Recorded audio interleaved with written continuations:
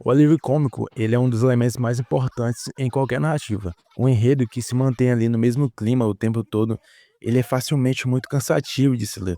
E quando a história ela fica carregada com esses momentos muito tensos, o alívio cômico ele entra aqui como uma pausa necessária para quebrar essa tensão. E às vezes para que a história flua melhor, é preciso ali um personagem que vai funcionar como um contraponto. E não é raro que esse tipo de personagem aqui, ele acabe se tornando o cara mais carismático e memorável da obra. Mas como tudo que é bom, o alívio cômico ele vai aqui precisar ser bem dosado, né. O autor ele deve saber usar aqui o alívio cômico no momento certo e na medida certa também. Exagerar nesse recurso pode gerar o efeito oposto, né. E quando a gente fala em alívio cômico, o normal é logo pensar num cara muito engraçado, né. É o caso do Usopp, do One Piece, ou do Kuririn, que durante o Dragon Ball clássico, era ele que carregava boa parte desse humor da série. Não tá sentindo um cheiro estranho? Eu não. Ah, desculpa, eu esqueci que você não tem nariz. E muitas vezes esse tipo de personagem, ele alivia a tensão aqui, nesses momentos em que se precisa fugir daquele estresse, né, seja com uma piada ou com uma atitude descontraída dele. Outras vezes esse alívio vem da inocência deles, quando eles não percebem ali a real gravidade da situação. É o que acontece muitas vezes com o Goku, principalmente quando ele era criança ali no Dragon Ball clássico, em que ele assumia muito esse papel cômico, né, trazendo aquela leveza para a história. O problema aqui é que muitas vezes essa nossa percepção de um personagem como o engraçado, ela acaba ofuscando essas maiores virtudes. A gente se apega tanto ao humor que deixa passar ali a complexidade que ele carrega. E é exatamente isso que acontece com o Kuwabara no Yu Yu Hakusho. Quando a gente lembra do Kuwabara, geralmente a gente pensa nas suas frases e nos momentos engraçados. Mas aqui pouco se fala o quão bem escrito e cativante esse personagem é. Por isso, nesse vídeo aqui, a gente vai explorar o outro lado do Kuwabara. Não apenas nele como alívio cômico, mas como o personagem virtuoso que ele é. Antes de tudo, a gente vai conhecer aqui um pouco dos outros 3 personagens principais, né. O Riei é aquele yokai violento, mal-educado, que na maioria das vezes ele prefere agir sozinho, né. E apesar dele estar do lado do bem ali, ele mais parece um vilão mesmo do que um mocinho, né. Ele é aquele clássico anti-herói do grupo. Você errou o alvo. Morra. O Kurama, ele é um yokai também, mas é o completo oposto do Riei. Ele é gentil, calmo e sabe agir ali em grupo, né. Digamos que ele é aquele cara gente boa do grupo. Mas que ironia. O sangue dos canalhas faz nascer as flores mais lindas. Yusuke, que é o protagonista da série, né, é aquele típico vagabundo ali que não quer nada com a vida e vive se metendo em encrenca o tempo todo. E apesar dele aparentar humano ali, mais na frente no anime a gente acaba descobrindo que ele na verdade é um yokai também, ou pelo menos um descendente de yokai, né. O Yusuke, ele é o maior inimigo do Cobra e também é a pessoa mais importante para o Cobra. Tanto é que é por causa do Yusuke que ele entra aí nessa vida de detetive espiritual. E uma coisa comum que a gente percebe nessa apresentação é que todos aqui são yokais, exceto pelo Quabra, que é humano, né? E esse detalhe é muito interessante, porque a gente percebe que aqui o Quabra nos representa, né? Ele é a representação perfeita ali do que aconteceria se um adolescente comum acabasse ali caindo de paraquedas num grupo de pessoas ou seres, né, tão especiais. O Quabra, ele é aquele típico estudante delinquente japonês, com aquele famoso visual estilo Banshō, né? Que foi uma cultura juvenil ali que ficou muito popular no Japão nos anos 60 e 70. O Banshō, ele até hoje influencia muitos personagens de animes, e são eles sempre os bad boys, né.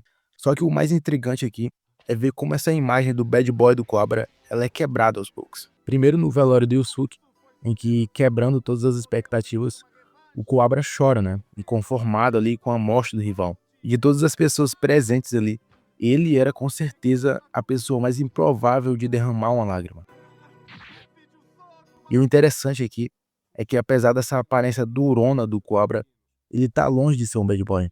Ele é leal, ele é corajoso, honrado e tem aquele senso de justiça inabalável, qualidades aqui que tornavam ele único. E um dos momentos que mais evidenciam essa lealdade acontece quando, para proteger o direito de um amigo, ele aceita cumprir ali uma série de exigências de um professor ali que estava muito mal intencionado, né, prometendo ali não se envolver mais em encrenca. E em uma dessas situações ele chega ali ao ponto de suportar agressões ali de uma gangue rival sem revidar nada, né, tudo para manter a sua promessa. E enquanto isso, o professor observava aquela cena escondido ali, torcendo para que o Cobra cedesse àquela provocação e quebrasse a palavra dele. Só que mesmo assim, Se mantém firme, suportando ali tudo sem reagir, né. Essa cena, ela não só reforça o senso de honra e determinação do Cobra, mas também mostra como ele tá disposto a colocar o bem-estar dos amigos acima de si mesmo, né. E é muito notável aqui como o Togashi, ele não deixa a desejar em nenhum personagem dessa obra. O Cobra, apesar de carregar esse peso de ser o alívio cômico, o Togashi dá pra ele algo a mais. Ele não é só aquele personagem engraçado. Há muita profundidade nele. Vamos analisar. O Yusuke é aquele protagonista e o líder do grupo. O Kurama é o cara inteligente, o mais calmo do grupo. Sempre fornece pra gente ali as lutas mais complexas da obra. O Riei é o anti-herói, o badass do grupo, muito associado ali pela personalidade dele ao Vegeta, né? Sendo geralmente o preferido da galera. Por fim, a gente tinha o Cobra, que sendo o mais fraco do grupo, não entregava ali as melhores lutas e muito menos derrotava os inimigos de uma maneira inteligente ali. Mas tudo bem, o personagem Cobra não é sobre isso. O Cobra, ele é o coração do time. Isso fica claro não só pelo que ele faz, mas pelo que ele representa. Ele é a prova de que, mesmo sendo o mais fraco no sentido de poder bruto, é possível ser o mais forte no que realmente importa: o caráter. A lealdade, a coragem, o senso de justiça, todas essas virtudes fazem dele alguém que é indispensável, mesmo num grupo que é repleto de seres especiais. E, por exemplo, lembra daquela cena em que ele desafia o Toguro no Torneio das Trevas? Todo mundo ali sabia, inclusive o Cobra, que ele não teria chance, né? Mas ele não hesita. E isso é o que faz o Cobra um personagem tão especial. Ele não luta porque ele acha que vai vencer, ele luta porque é o certo a se fazer. Porque ele acredita nos amigos e na causa. E é exatamente essa determinação que inspira os outros e a nós também. E é claro, a relação dele com o Yusuke merece um destaque aqui. O Cobra, ele não só vê o Yusuke como rival, mas também como um amigo e até um irmão para ele. E essa relação aqui, ela molda muitos dos momentos mais emocionantes da obra. A força do Cobra, ela tá no amor que ele sente pelos amigos, na capacidade de enxergar além das diferenças e de estar sempre lá, nos momentos difíceis, né? E a forma como o Cobra ele nos representa como seres humanos fica muito evidente ali na última saga do anime. Por muito tempo eu sempre lamentei pelo Cobra não ter participado dessa saga, né? Mas vendo hoje, eu percebo que isso faz total sentido. Porque, pensa bem, a última saga, o Torneio do Submundo ou a Saga dos Três Reis, ela vai explorar ali o passado do Yusuke e a conexão dele com o mundo das trevas, né? E após derrotar o Sensui ali na saga anterior, o Yusuke ele descobre que é filho de um demônio, o Raizen, que é um dos três reis que governavam o submundo. O Raizen ele tá à beira da morte devido à decisão dele de não se alimentar de humanos por séculos. Isso aqui acabou ameaçando o equilíbrio do Makai. E para evitar que uma guerra ocorresse pelo controle do submundo, eles resolvem ali criar um torneio para decidir quem seria o novo rei, né? E cada um dos três reis, o Raizen, o Mukuro e o Yomi, eles recrutam um aliado. A Mukuro recruta o Riei, o Yomi recruta o Kurama, e o Raizen escolhe o Yusuke para substituir ele. Dos quatro personagens aqui, o Cobra é o único que fica de fora. Porque, como eu já havia falado antes, ao contrário dos outros três, o Cobra ele é o único humano. E por isso ele é o único que compartilha sentimentos e preocupações muito parecidos com os nossos, né? Diferente dos outros, os problemas do Cobra são mais reais, pelo menos aos nossos olhos. Naquele final do anime ali, a gente vê como o Cobra ele prefere focar nos seus estudos, preocupado ali com seu futuro, né? Essas são preocupações que todos nós sentimos também. O medo do futuro, a indecisão do que fazer com a vida, qual emprego arranjar, qual faculdade fazer. Todas as incertezas ali de um jovem que está saindo da adolescência e entrando na vida adulta.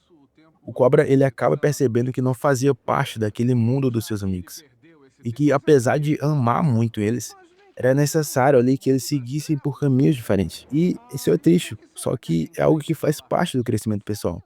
Porque todos os quatro aqui vão precisar se separar para poder crescer.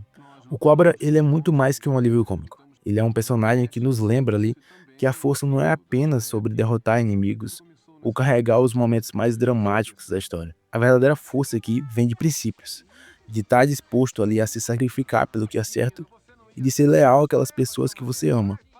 No final das contas, o Cobra, ele representa a virtude de um homem comum. Ele não é perfeito, mas é um personagem que se aproxima de nós, os seres humanos, com todas as nossas limitações e capacidades. Ele mostra ali que não é preciso ser o mais forte nem o mais inteligente para ser indispensável. Às vezes basta ser o mais humano. E talvez seja exatamente por isso que ele é tão memorável. E não só pelas suas piadas, mas pela sua própria essência, né?